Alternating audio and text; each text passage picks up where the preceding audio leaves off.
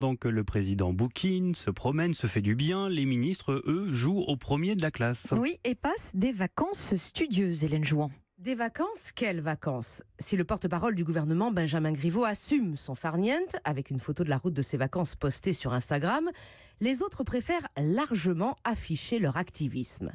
Canicule oblige, la ministre de la Santé, Agnès Buzyn, est sur tous les fronts.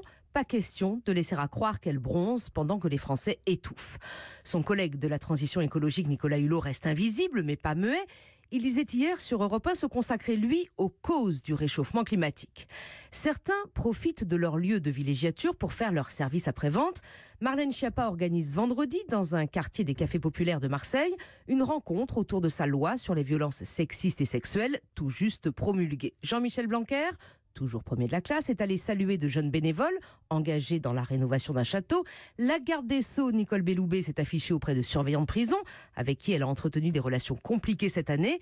Quant à la ministre de la Culture, Françoise Nyssen, elle court de festival en festival pour rappeler à chacun, et peut-être surtout au président, qu'elle est parfaitement bien dans son rôle. Hélène Jouan du service politique d'Europe 1.